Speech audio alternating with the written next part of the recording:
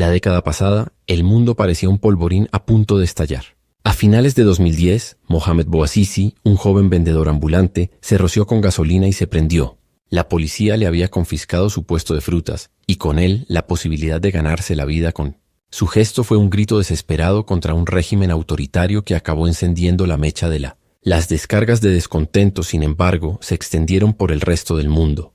En Kiev, la plaza del Maidán se convirtió en el epicentro de una revuelta que cambiaría el rumbo del... La Puerta del Sol de Madrid se llenó de indignados que reclamaban una democracia más participativa.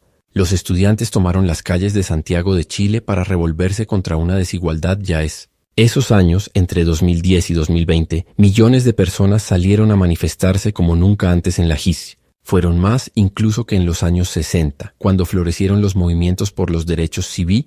Sin embargo, a diferencia de entonces, muchas de estas revueltas acabaron en frustración, en decepción. Algunas incluso allanaron el camino para los mismos sistemas que intentaban derribar. El periodista y escritor Vincent Bevins Santa Mónica vivió ese ciclo de protestas en sus propios. En 2013, mientras cubría para Los Angeles Times las manifestaciones en Brasil, le dispararon con gas. Aquel movimiento, que empezó con demandas por el transporte público gratuito, terminó convirtiéndose una transformación radical que este corresponsal para el Financial Times y el Washington Post retrata.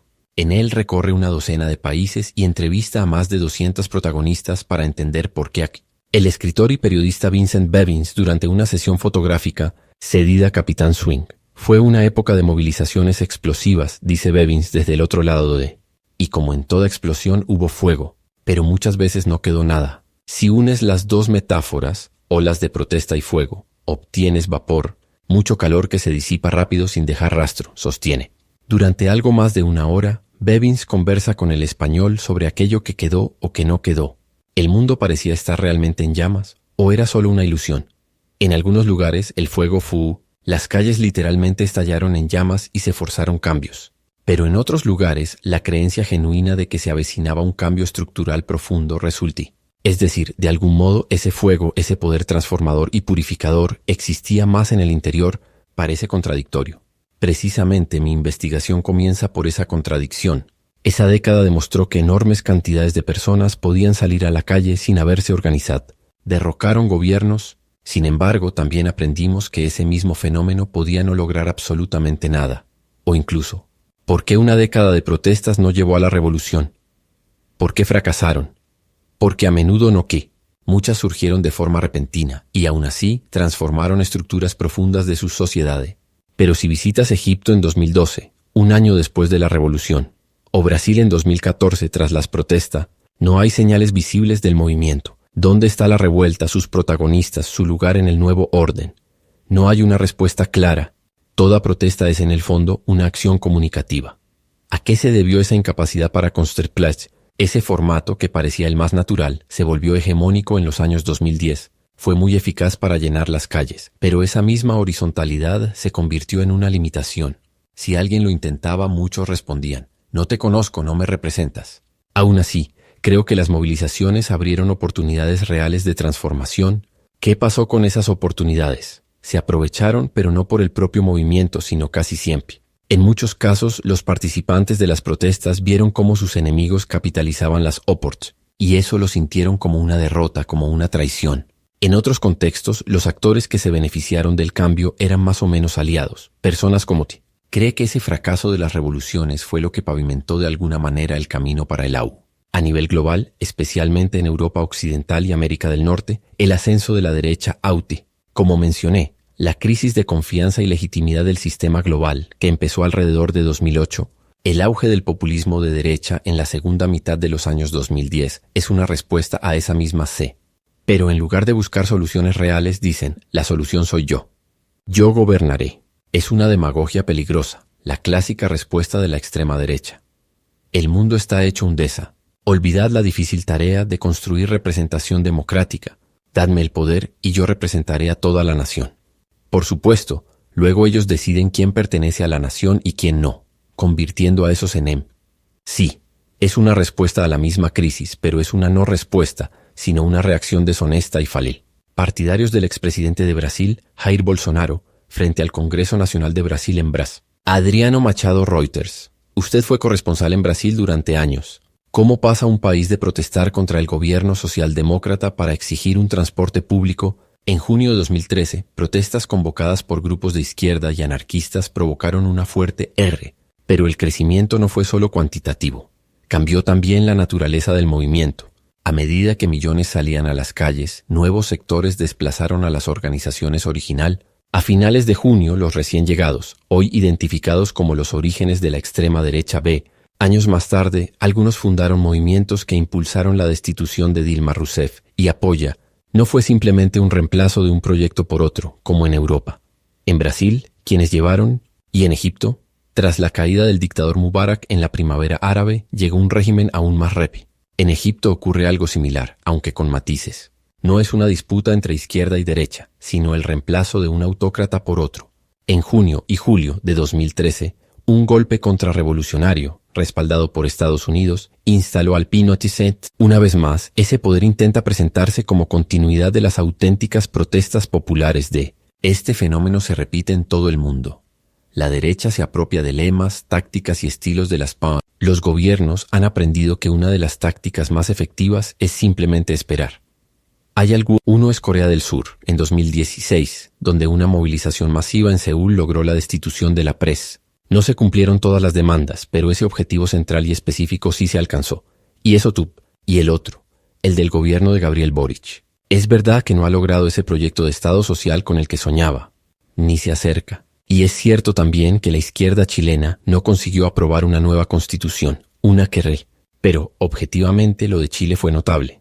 Como resultado de una movilización explosiva en 2019, los líderes del movimiento estudiantil de 2011 sería como si Pablo Iglesias fuera ahora el presidente del gobierno en España, o como si el gobierno. Pero Boric estaba ya en escenario político antes de las manifestaciones de 2019. Por eso sostengo que no fue el estallido en sí quien definió el resultado final, sino un actor externo.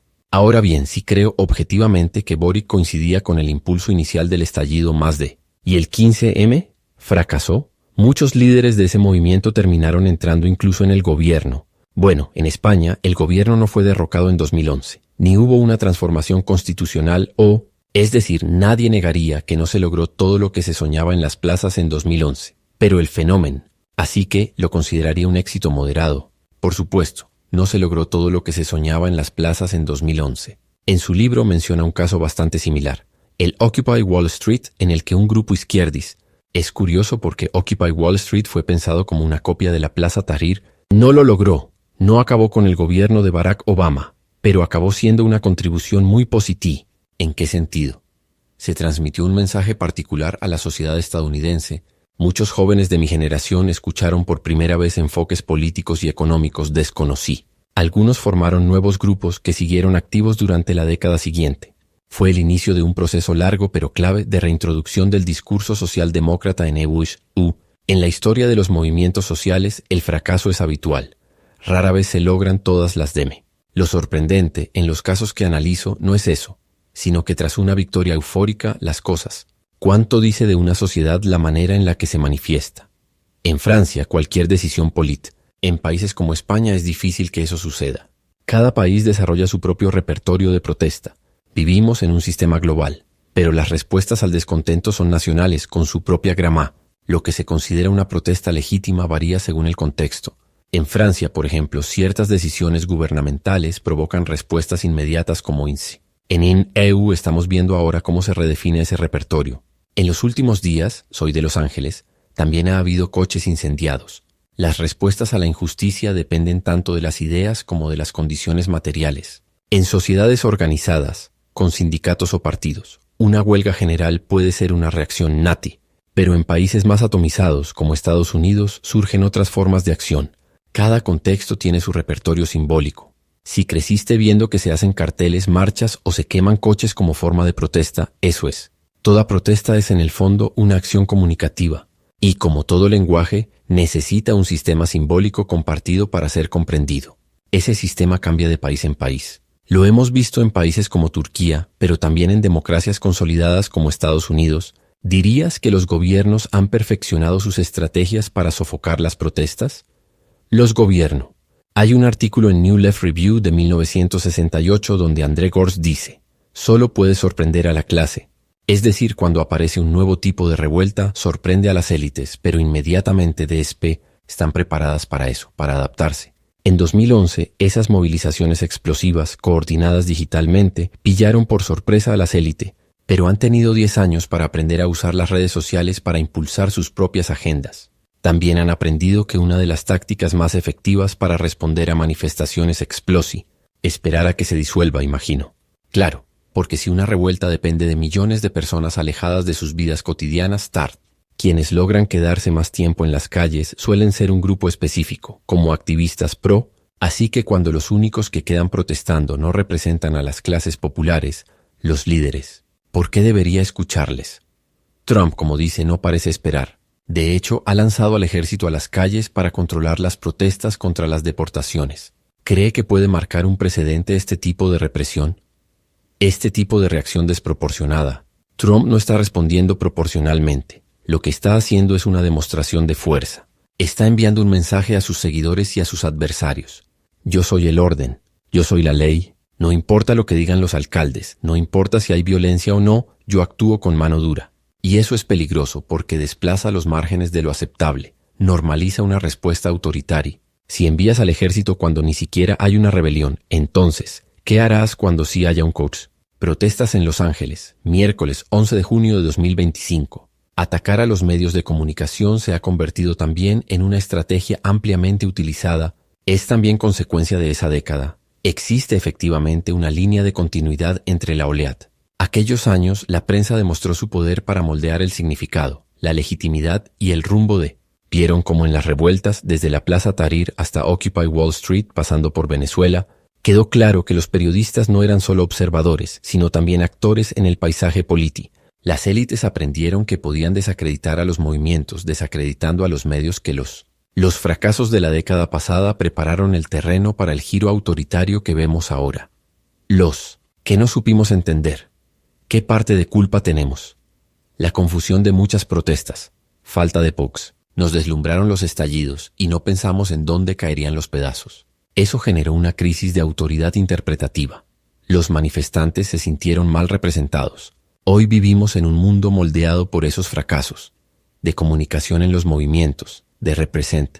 Ese terreno allanó el camino al giro autoritario. El trumpismo, en gran parte, es una reacción antipolítica al colapso de las instituciones del siglo.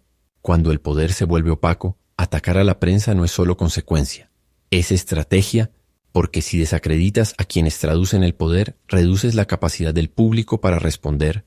¿Tiene algún ejemplo de cómo ese fracaso mediático ha configurado la actualidad? Sin exagerar, diferentes medios crearon ideas radicalmente distintas de qué pasó. Por un lado, los consumidores de medios liberales globales en inglés tenían una idea. Los consumidor. Aunque la guerra tiene raíces geopolíticas más profundas, una parte importante de lo que pasó en 201, esto muestra que los conflictos actuales más graves, como la guerra en Ucrania o la cuestión palestina, manifestaciones en Kiev en 2013 del movimiento Euromaidán. Si pudieras hablar ahora mismo con un periodista en cualquier parte del mundo, ¿qué le dirías? Hoy todo parece ocurrir desconectado del pasado, fuera de contexto. Muchos periodistas llegan a un país, buscan fuentes rápidas y cuentan solo lo que ocurre ahora. Bastan un par de semanas para leer 4 o 5 buenos libros sobre el país que cubres. Ese conocimiento lo cambia todo. Permite entender mejor el presente y evita confusiones. ¿Podríamos decir que la gran lección de esa década es que salir a la calle no basta? ¿Sería un buen? Salir a la calle no es suficiente porque no existe una fórmula mágica ni una protesta perfecta. Las movilizaciones son solo el inicio de un proceso largo, pero para transformar la sociedad